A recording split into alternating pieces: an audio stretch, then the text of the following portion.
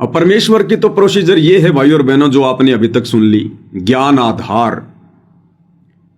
और काल की क्या प्रोसीजर है? काल जमा करेगा भीड़, अज्ञानी, लूले, लंगड़े, बहरे, ज्ञानहीन।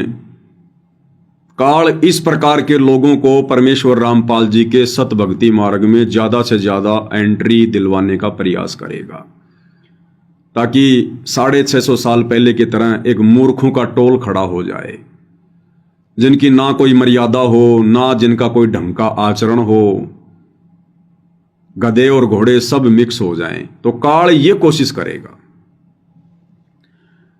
क्योंकि वर्तमान समय में काल पूरी ताकत लगा रहा है। सामने वो प्रकट हो नहीं सकता, उसकी मजबूरी है अपने वास्तविक रूप में। इसके लिए उसने बहुत समय पहले से ही सतगुरु रामपाल जी के इर्द गिर्द, उनके परिवार के रूप में, उनके रिश्तेदारों के रूप में, बड़े बड़े परम भक्तों के रूप में, पुराने भक्तों के रूप में अपने एजेंट, अपने दूत पहले ही संगत में भेज दिए हैं। जिस प्रकार 650 साल पहले परमात्मा ने जब कमाल को जीवित किया, उसको अपने बेटे की तरह अपने पास में रखा, उसको शिक्षा दी, दीक्षा दी, उसको प्यार दिया, उसको भगत बनाना चाहा, लेकिन अंत में वो परमात्मा का विरोधी बन गया। परमेश्वर की आत्माओं को तोड़ने का उसने कार्य किया। आज गुरुदेव भगवान कह रहे हैं कि वो गुरुद्रोही हो गया था, गुरुद्रोही। तो 650 साल पहले भी काल ने कमाल के रूप में अपना दूत कबीर परमात्मा की झोपड़ी में भेज दिया, उनके पास में भेज दिया।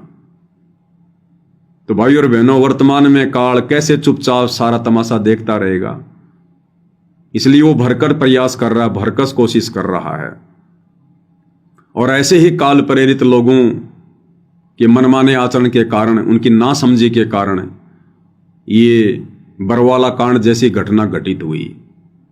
और उन्हीं लोगों के कारण 2014 बरवाला कांड के बाद से वर्तमान 2025 तक लगभग 90% संगत मर्यादाओं से दूर हो चुकी है। तो काल भाई और बहनों इस प्रकार से ज्ञान में अज्ञान फैलाता है, पाखंड फैलाता है, परमेश्वर के मार्ग को धूमिल करने का प्रयास करता है, और कर भी रहा है। आपको एक छोटा सा वीडियो दिखाते हैं कि किस प्रकार का जन समूह काल प्रेरणा से सतलोक आश्रम मैनेजमेंट हरियाणा वाले इन आश्रमों से जोड़ रहे हैं। इन दिनों इन लोगों ने एक मुहिम चला रखी है, अन्नपूर्णा मुहिम। उस अन्नपूर्णा मुहिम के तहत ये लोग अपना समय और अनमोल श्वासें बर्बाद करते हुए और संगत की करवाते हुए ये लोग दिन रात समाज की सेवा में लगे हुए हैं। भाई और बहनों, समाज की सेवा करना कोई गलत बात नहीं है। सेवा करनी चाहिए, मदद करनी चाहिए, सहयोग करना चाहिए, क्योंकि हम इंसान हैं। परमेश्वर ने हमें एक दूसरे का सहयोगी बनाया है, हमें बुद्धि दी है, अच्छी बात है। लेकिन ये सेवा, ये मदद, ये सहयोग कबीर परमात्मा की सतभक्ति मिलने के बाद में हमने कैसे करनी चाहिए, कब करनी चाहिए और नहीं करनी चाहिए, तो क्यों नहीं करनी चाहिए, इसके पीछे बहुत सारी धाराएं लग जाती हैं भाई और बहनों। फिर बहुत सारे नियम लागू हो जाते हैं। हम आम समाज के आम लोगों की तरह नहीं होते। फिर सतगुरु से उपदेश लेने के बाद मोक्ष मार्ग में हमारे प्रत्येक कार्य के ऊपर एक नियम लागू होता है, एक शर्त लागू होती है। जिस प्रकार आम व्यक्ति यदि किसी जानवर की हेल्प करता है, मदद करता है, मान लीजिए किसी कुत्ते के सर में कीड़े पड़े हुए हैं, वो बेचारा दुखी है, परेशान है, चिल्लाता है, ना टाइम पर खाना खा पाता है। अब जगत वाले लोगों में भी दया होती है। आजकल आप सोशल मीडिया पर देख रहे हैं कैसे कैसे लोग मुहिम चलाते हैं। उन्होंने अपने पेज बना रखे हैं, चैनल बना रखे हैं, और वो दिखाते हैं कि किस प्रकार से वो एक ऐसा कुत्ता पकड़ के लाए जिसके सर में कीड़े पड़े हुए हैं, खुजली लगी हुई है। वो उस कुत्ते को वहां से उठाकर लेकर आएंगे, अपने घर पर लाएंगे, वहां पर उसका ट्रीटमेंट करेंगे, उसको नहलाएंगे, इंजेक्शन लगाएंगे, दवाई वगैरह छिड़केंगे, और महीने 20 दिन में जब वो कुत्ता स्वस्थ हो जाता है उसके बाद फिर उसको वापस छोड़ देंगे। तो भाई और बहनों, जो जगत वाले लोग हैं, देखो एक होता है भगत, एक होता है जगत। अब बहुत सारे लोग तो ये भी नहीं समझते कि भगत और जगत क्या होता है। जब मैं बहादुरगढ़ थाने में गया, इन आश्रम वालों ने झूठा मुकदमा मेरे ऊपर लगवाया, तो वहां के जो दरोगा जी हैं, SHO हैं, उनसे ऐसे ही बातचीत शुरू हो गई परमात्मा के विषय में कि भाई क्या कारण था इस घटना का, ऐसा तो तूने कोई जुर्म भी नहीं किया जितना ये लोग तेरे पीछे पड़े हुए हैं। ऊपर SP तक इन लोगों ने हमारे को फोन करवा दिए। तो दास ने उनको सारी बातें समझाई। तो बीच में मैंने कहा, जी देखो, जगत वाले और हम जो सतगुरु रामपाल जी के भगत हैं, हमारी क्रियाओं में बहुत अंतर है। तो उसने कहा कि जगत और भगत क्या होता है। तो दास ने उसको बताया, जी भगत वो है जो शास्त्रों के अनुसार सत भक्ति, सच्चा गुरु बनाकर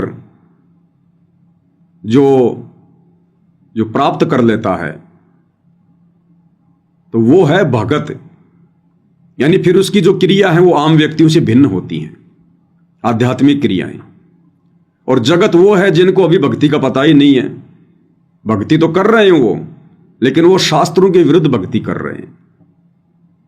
तो फिर उसको पूरा डिफाइन किया, उसको बताया कि इस प्रकार से ये डिफरेंट होता है जगत में और भगत में। तो ये जगत वाले लोग भाई और बहनों जिस प्रकार से जानवरों की मदद करते हैं, अन्य किसी की मदद करते हैं, अब उस व्यक्ति ने जिस कुत्ते की मदद की, उसको स्वस्थ किया, वो जगत के हिसाब से बहुत नेक कार्य है, बहुत अच्छा कार्य है। और जब कभी उस व्यक्ति की मृत्यु होगी तो अगले किसी जन्म में, क्योंकि सतभक्ति उसके पास है नहीं, और जब किसी जन्म में वो 84 लाख योनियों में जाएगा और किसी मनुष्य जन्म में किए गए शास्त्र विरुद्ध कर्मों के कारण जब उसको किसी जानवर की योनि मिलेगी, गधे की या कुत्ते की या सूअर की, और जब उसके ऊपर भी ऐसी कोई आपत्ति आएगी, कोई जख्म होगा, कोई कीड़े पड़ेंगे, उसकी कोई कमर टूटेगी, कोई जो है उसकी वो टांग टूटेगी, तो उस समय परमात्मा उसकी भी मदद अवश्य किसी न किसी आत्मा को निमित्त बनाकर जरूर करवा देगा, क्योंकि उसने भी मनुष्य जन्म में जानवरों की मदद की थी तकलीफों में। तो वो उनका अदला बदला पूरा। ये जगत का सिस्टम है, ये इसी प्रकार से चलता रहता है। एक लेवा एक देवा दूतम, कोई किसी का पिता निपुत्तम, ऋण संबंध जुड़े सब नाता, अंत समय सब 12 बाटा। लेकिन भाई और बहनों, यही कार्य यदि कोई भगत करे, परमेश्वर रामपाल जी से उपदेश लेकर करे, तो भाई और बहनों हमारे लिए ये उल्टा सिस्टम फिट हो जाएगा। उल्टा सिस्टम, क्योंकि हमारे ऊपर मर्यादा और नियम लागू हैं। अब हम PhD कर रहे हैं, हम जगत वाले नहीं हैं, हम भगत हैं। हमें परमात्मा ने कर्म और धर्म की जानकारी बता दी कि किस प्रकार से ये जीव काल के षड्यंत्र में फंसा हुआ है, कर्मों के बंधन में बंधा हुआ है। और यदि हमने किसी के कर्मों में फेर बदल करने की कुचेष्टा की, तो हम केवल अपनी भक्ति को गंवाएंगे, केवल अपनी भक्ति को। जिस प्रकार राजा जनक ने उन 12 करोड़ आत्माओं की चीख सुनकर, उनके दर्द को सुनकर, और उसने वहीं पर विमान रुकवा दिया। कहानी का आप सबको पता है। फिर धर्मराय आया, उसने कहा कि आप चलिए, आपके लिए स्वर्ग में स्थान है। ये लोग तो अपना कर्म भोग रहे हैं जो नरक में सड़ रहे हैं। तो राजा जनक ने कहा कि नहीं, आप इनको बाहर निकालो। बोला ऐसे नहीं निकालेंगे, आप अपने पुण्य संकल्प कर दो। तो राजा जनक ने भावनाओं में बहकर अपने आधे जो है वो पुण्य संकल्प कर दिए। धर्मराय ने तुरंत सबको वहां से निकाल दिया। इनका तो ऑटोमेटिक सिस्टम है, ऑटोमेटिक। और फिर क्या बताया गुरुदेव ने कि राजा जनक को काल ने ठग लिया, उसके आधे पुण्य नष्ट करवा दिए, और उन आत्माओं को अपना कर्म फिर भी भोगना पड़ेगा। जब तक राजा जनक के पुण्य उन 12 करोड़ आत्माओं के हिस्से में गए जो उस समय नरक भोग रही थी, उसी अनुपात में कोई 1 साल स्वर्ग में रहेगा, कोई 2 साल, कोई 10 साल। और जैसे राजा जनक के द्वारा संकल्प किए गए पुण्य समाप्त होंगे, उन आत्माओं को दिए गए, उसके बाद तुरंत उन 12 करोड़ आत्माओं को फिर से नरक में डाला जाएगा, क्योंकि उनको तो अपना कर्म भोगना ही पड़ेगा। लेकिन काल ने राजा जनक को ठग लिया। तो ठीक इसी प्रकार भाई और बहनों हम भी भगत हैं, और भगत के ऊपर नियम लागू है स्पेशल। यदि हमने भी इस प्रकार से व्यर्थ की भावनाओं में बहकर अगर किसी जानवर के सर में कीड़े पड़ रहे हैं, किसी की टांग टूटी हुई है, और हमने व्यर्थ की दया दिखाकर यदि उसको अपने घर पर लाकर या जैसे भी हमने उसका ट्रीटमेंट करना शुरू कर दिया, तो भाई और बहनों ये काल क्या करेगा पता है?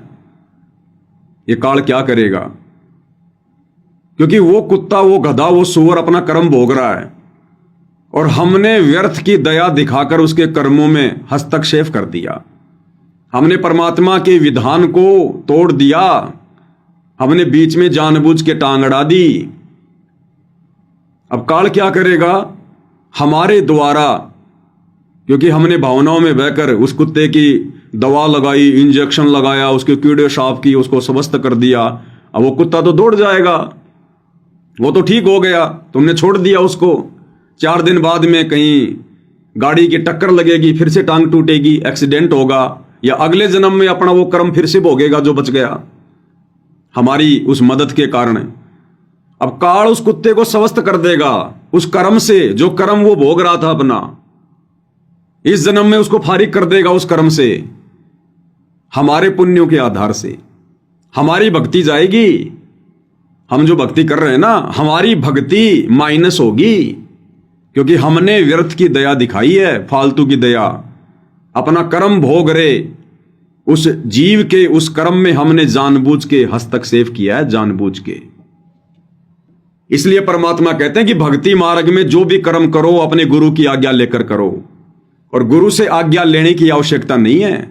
गुरु ने ऑलरेडी आज्ञा दे रखी है, नियम बता रखे हैं, मर्यादा बता रखी है कि भगत ने क्या कर्म जो है करने चाहिए, क्या कर्म नहीं करने चाहिए। भैया ये तो नरक लोक है, पृथ्वी लोक है, 21 ब्रह्मांड काल का लोक है, यहां सब अपने कर्म भोग रहे हैं।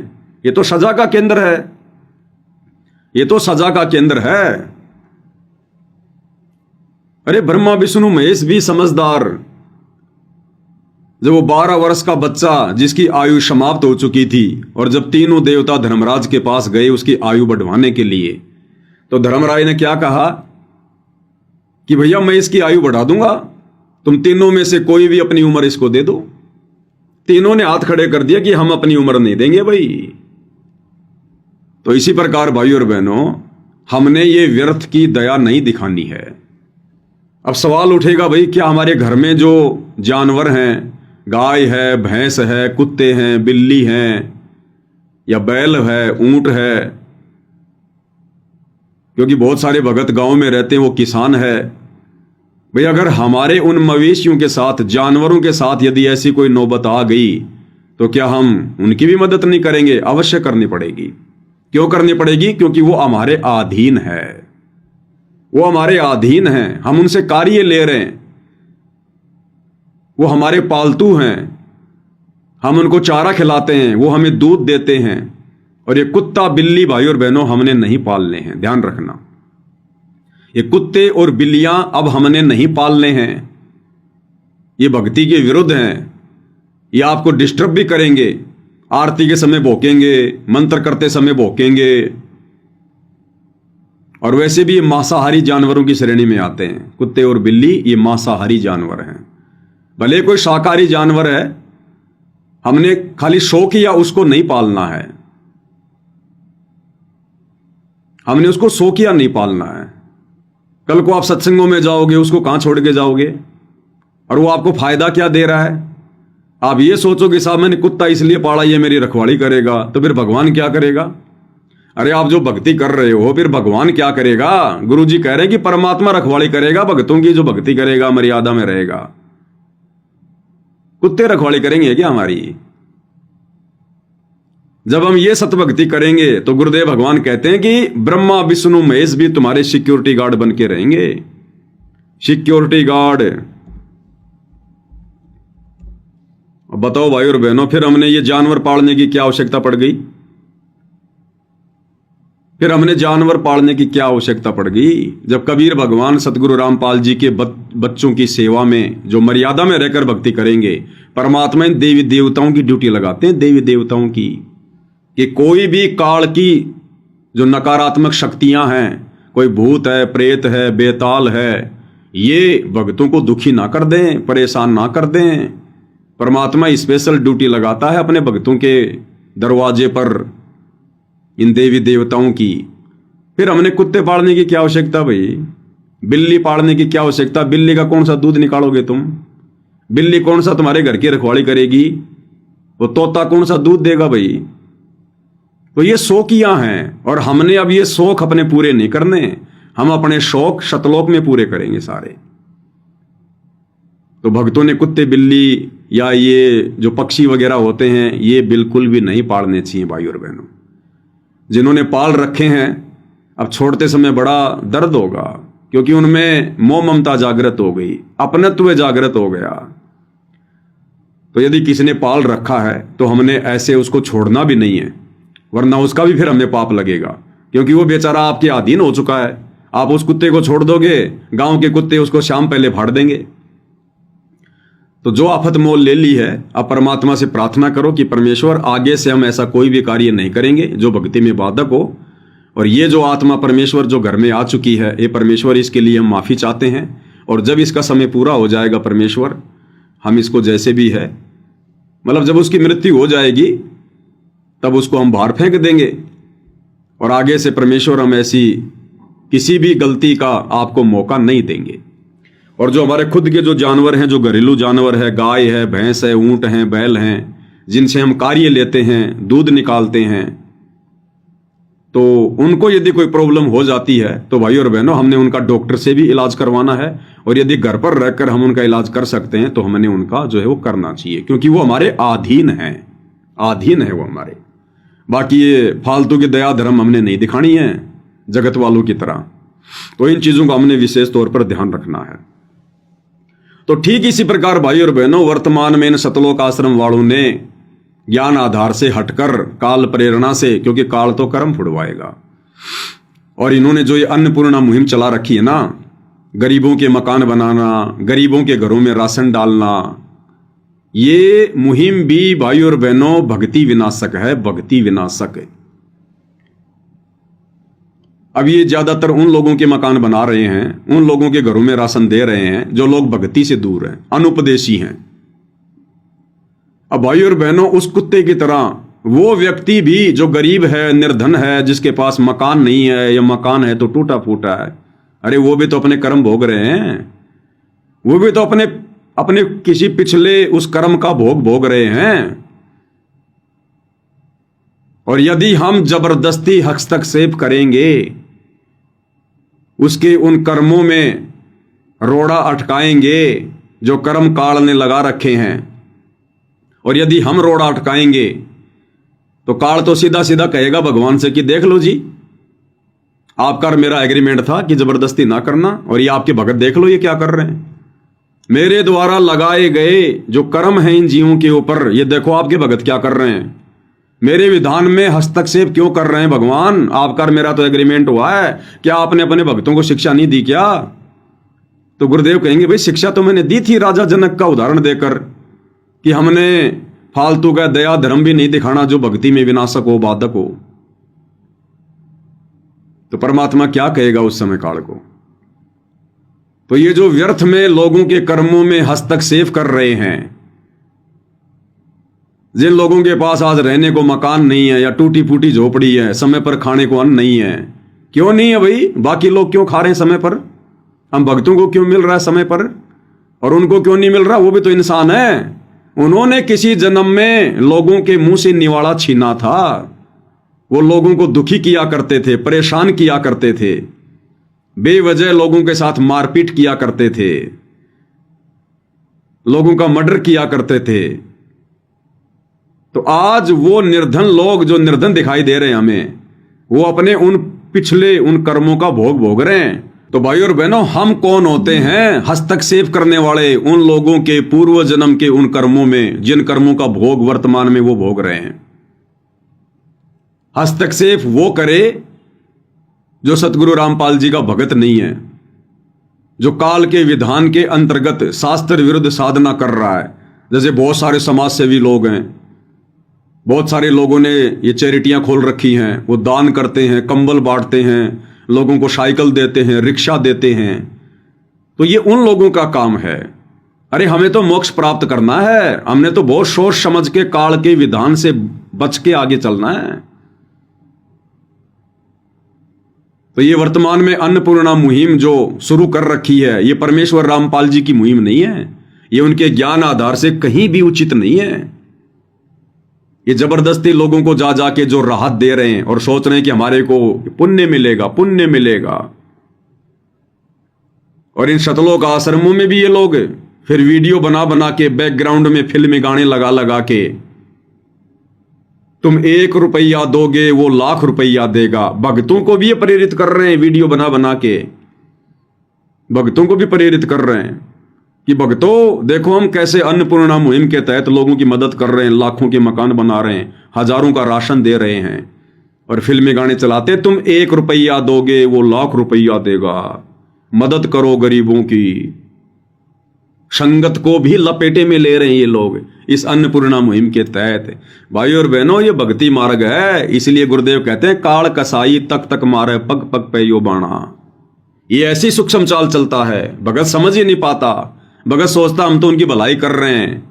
भैया ये काल का लोक है, यहां कहां भलाई करनी है। हम पहले अपनी भलाई तो करवा लें, भक्ति करके यहां से बाहर निकल जाएं, उसी में हमारी भलाई है। सबसे बड़ी भलाई ये है कि हम अपना आत्म कल्याण करवा लें। खुद तो मर्यादा में हो नहीं, दूसरों की भलाई का ठेका ले रहे हो। तो भाई और बहनों, हमने इस प्रकार की व्यर्थ की किसी की मदद, किसी का सहयोग नहीं करना है। या सब अपने कर्मों को भोग रहे हैं और हमने यदि बीच में टांग अड़ा दी तो ये काल फिर हमारी भक्ति नष्ट करवाएगा। हमारे पुण्यों से, हमारी भक्ति कमाई से उस आत्मा के खाते में बैलेंस डाला जाएगा और राजा जनक की तरह फिर हम पुण्यहीन होंगे, भक्तिहीन होंगे। इसलिए गुरुदेव भगवान कहते हैं कि भगत ने व्यर्थ की दया धर्म भी नहीं दिखानी है जो भक्ति बाधक है। इसलिए परमात्मा ने ये सत्संगतियां शुरू करवाई है। भाई और बहनों, इस 2 कोड़ी के कुत्ते को परमात्मा प्रेरणा करते हैं। निदास के आसपास भी नहीं होती ये बातें, आसपास भी, ताकि हम बचें, अपनी मर्यादाओं को सुरक्षित रख सकें, भक्ति को सुरक्षित रख सकें। और उसके बाद क्या है फिर ये जो गांव का पानी निकाल रहे हैं, बाढ़ का, कहीं पर 50 लाख की मदद कर रहे हैं मोटर और पाइप देकर, कहीं 30 लाख की, कहीं 15 लाख की। फिर उस गांव का पानी निकलने के बाद में गांव वालों से कहेंगे, जी आप कब नाम ले रहे हो हमारे गुरुजी से। अब भाई और बहनों, ये है जबरदस्ती लोगों को भगत बनाना, परमात्मा के विधान को तोड़कर लोगों को भगत बनाना। जैसे पूज्य गुरुदेव भगवान का विधान क्या था? पूज्य गुरुदेव भगवान ने बताया कि अगर इस आश्रम की तरफ आपने आना है तो हमने पुस्तकें लिखकर दे रखी हैं। पहले भक्ति सौदागर को संदेश थी, फिर उसी का दूसरा विकल्प ज्ञान गंगा बना दिया गया। तो गुरुदेव भगवान कह रहे हैं कि हमने पुस्तकें बनाकर दे रखी हैं, और पुस्तक खोलते ही सबसे पहले नियम है, नियम कि अगर आपने ये भक्ति लेनी है, उपदेश लेना है, तो ये नियम आपने आजीवन फॉलो करने पड़ेंगे। अगर आप इन नियमों से सहमत हैं कि हाँ जी हम सारे नियम निभाएंगे, तो गुरुदेव ने बताया आश्रम की तरफ अपने कदम रखना, अन्यथा और ज्ञान सुनो अच्छे से और पुस्तकें पढ़ो। तो गुरुदेव भगवान की तो है भक्तों को जोड़ने की प्रोसीजर, ये ज्ञान समझाकर। क्या कह रहे हैं परमात्मा, थोड़ा ध्यान से सुनिए। कहते नकबे सरनक पे बनी पैर थी हार हमेल, 1-1 लाख के गहने पैरा करती, आज वो सुंदरी से कुतिया बनी देख साहिब के खेल। तो पुण्यात्मा, ये इन बातों से डर लगना चाहिए। इन बातों से डर लगने लगेगा, मालिक में रुचि बनेगी और भजन करने को दिल करेगा। और ये लोग दिखावा जो ड्रामा है, नाचा कूदी, ये बकवाद मन में आवे को नहीं। ये कहने की आवश्यकता नहीं पड़ा। दास ने कैसा मत करियो, हाँ कहना तो पड़ता है एक बार बालक को, कुछ दिनों के बाद फिर आपकी रुचि ना बढ़े। इतना तो इस दास को विश्वास हो गया है कि परमात्मा के बच्चे भगवान को पहचानने लग गए, क्योंकि अब शिक्षित समाज है। आपको नाम दिया जाता है, नाम देने से पहले सब नियमों से परिचित कराया जाता है। और हमने ये पुस्तक बनाई है भक्ति सौदागर को संदेश, इसके प्रथम अध्याय में ही हमने नियमों का पूरा विस्तार से विवरण दिया है कि कोई भी पुण्यात्मा इस आश्रम की तरफ आएगा तो पहले तैयार होकर आवे।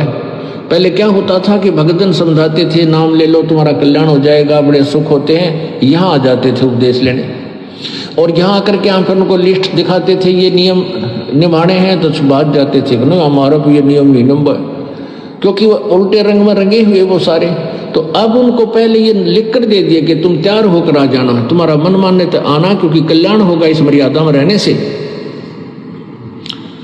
तो अब ये दास देख रहा है कि अब कितना डर लगता है बहन बेटी भाइयों को, बच्चों को।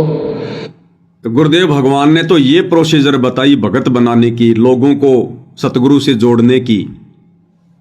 और सतलोक आश्रम मैनेजमेंट हरियाणा वाले, इनकी क्या प्रोसीजर है भाई और बहनों? जबरदस्ती लोगों के उन कर्मों में हस्तक्षेप करके और आश्रमों में भीड़ इकट्ठा करने की।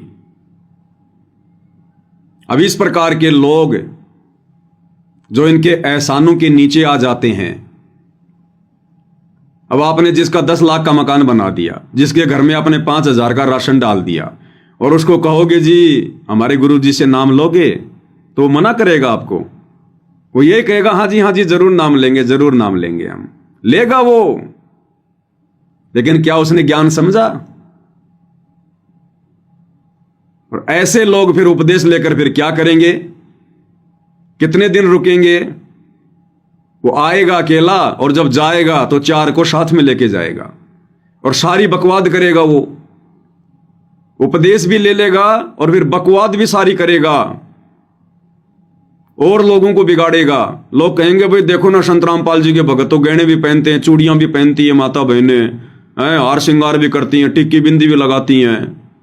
तो सब फिर वैसा ही करने लग जाएंगे देखा देखी में।